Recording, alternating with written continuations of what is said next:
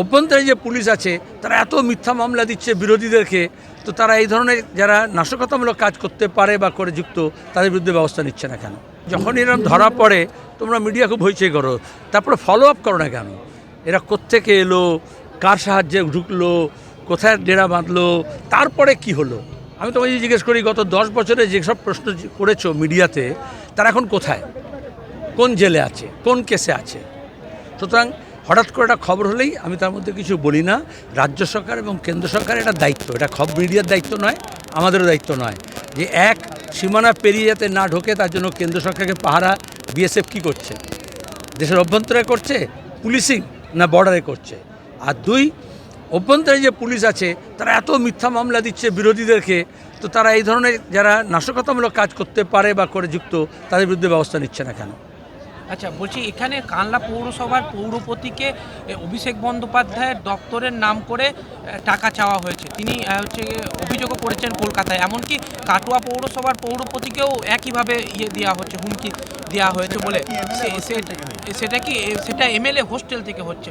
এ বিষয়ে এটা আসল না নকল সেটা নিয়ে দ্বন্দ্ব আছে, কিন্তু যেমন তোমরা মোবাইলে দেখবে এখন খুব পাও এরকম সাইবার ক্রাইমের, ব্যাংকের, ফ্রডের আসে না?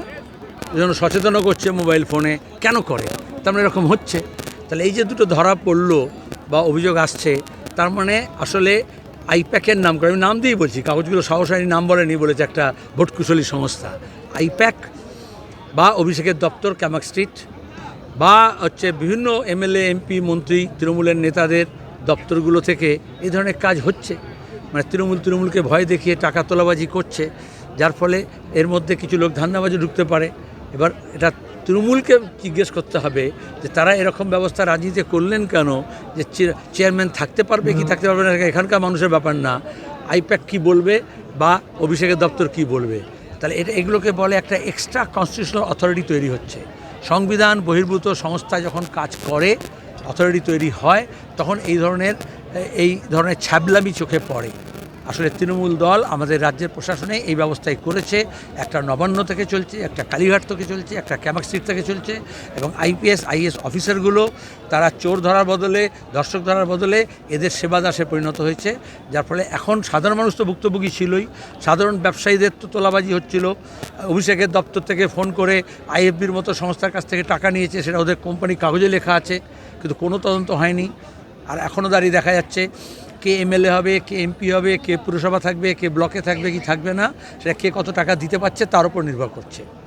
এই টাকা পয়সার বিনিময়ে যখন রাজনীতি পরিচালনা হয় তার পরিণতি এরকমই হবে। আর এই কথা লাল ঝান্ডা বলবে, সে বিজেপি হোক আর তৃণমূল হোক তার বিরুদ্ধে বলবে, সে হিন্দু সাম্প্রদায়িক হোক মুসলমান সাম্প্রদায়িক তার বিরুদ্ধে বলবে।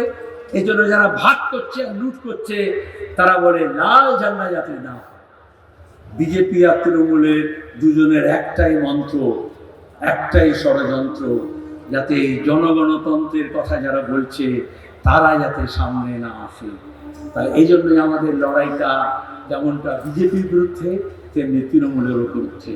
অন্যায়ের বিরুদ্ধে লড়তে হলে অন্যায় যে করে আর অন্যায় যে সহে, তব ঘৃণা যেন তারে তৃণ সমদহে, রবীন্দ্রনাথ বলে গেছেন। সুতরাং শুধু ওরা অন্যায় করছে এটা বললে হবে না।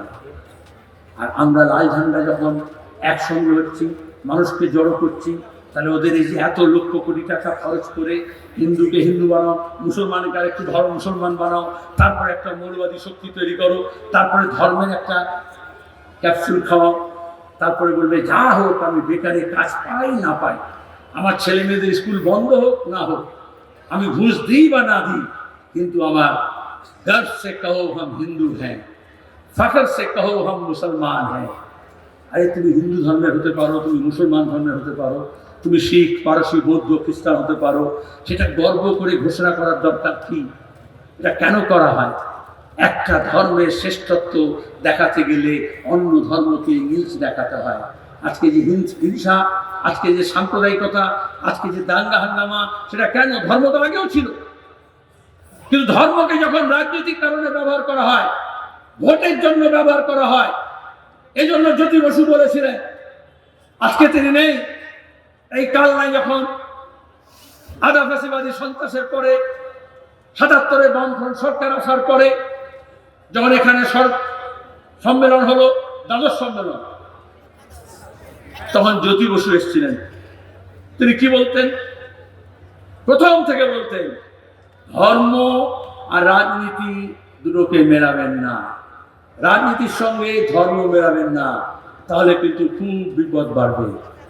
আজকে যারা এখানে দাঁড়িয়ে মনে করছে বুঝতে পারছি না, ঠিক আছে, তাদের বলবো আহমেদাবাদ থেকে লখনউ দেখুন, আর চট্টগ্রাম থেকে ময়মনসিংহ দেখুন, প্রতিবেশী দেশে দেখুন, প্রতিবেশী রাজ্যগুলোতে দেখুন, ধর্মীয় উন্মাদনা ছড়ালে, ধর্মাশ্রিত রাজনীতি করলে, সংখ্যালঘু সংখ্যাগুরু সম্প্রদায়ের মধ্যে বিভেদ তৈরি করলে, হিংসার চাষ করলে, দেশের বদলে দেশ, দয় বয় একার মধ্যনেশ্বর দেশ, বিদেশের বদলে বিদ্বেষ বাড়াতে গেলে বাংলাদেশের মৌলবাদী সাম্প্রদায়িক শক্তি ভারত বিদ্বেষ প্রচার করছে, হিন্দু বিদ্বেষী প্রচার করছে, আবার এখানে দাঁড়িয়ে বাংলাদেশি বিদ্বেষী প্রচার হচ্ছে।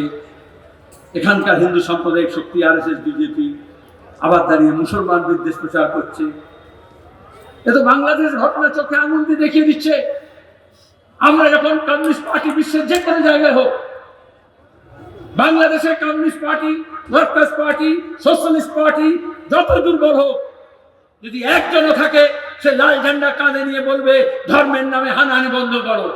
সেখানকার সরকার যতই অনৈতিক সরকার হোক, বেআইনি সরকার হোক, চেপে বসা এজেন্সির সরকার হোক, তাকেও বলবে ইউনুস সরকারকে যে হিন্দু সম্প্রদায়ের যে মন্দিরে আক্রমণ হচ্ছে, যে ধর্মস্থানে আক্রমণ হচ্ছে, হিন্দু ধর্মাবলম্বীদের যে নির্যাতন হচ্ছে, সেখানে তাদেরকে বাঁচাতে হবে, তাদের প্রোটেকশন চাই, সংখ্যালঘুদের নিরাপত্তা চাই। কেন বলবে?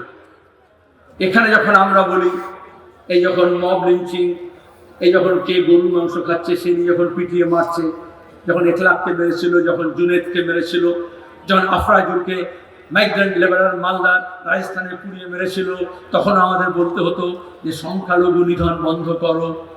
তখন অনেকে বলতো, ও তুমি সংখ্যালঘুর কথা বলছো, তুমি তো মুসলমান প্রেমী হয়ে গেলে।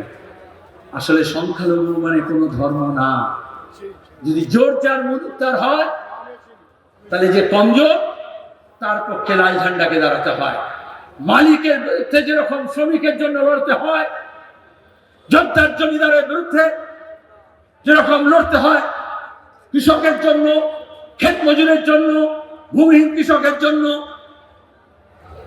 ছোট চাষির জন্য যেরকম লড়তে হয়, যখন ব্রাহ্মণ্যবাদের নাম করে একজন আদিবাসী মহিলাকে ডাইনি অপবাদ দিয়ে যদি পুড়িয়ে মারে, ঢিল ছুঁড়ে মারে, তাহলে আপনাকে সেই অসহায় মানুষের পাশে দাঁড়াতে হবে। মানুষ মানুষের জন্য এ কথা বলতে হবে, জীবন জীবনের জন্য এ কথা বলতে হবে, এবং সেই জীবন সেই মানুষের কাছে কে হিন্দু, কে মুসলমান, কে শিখ, কে খ্রিস্টান, সেটা বড় প্রশ্ন হয়ে আসে না।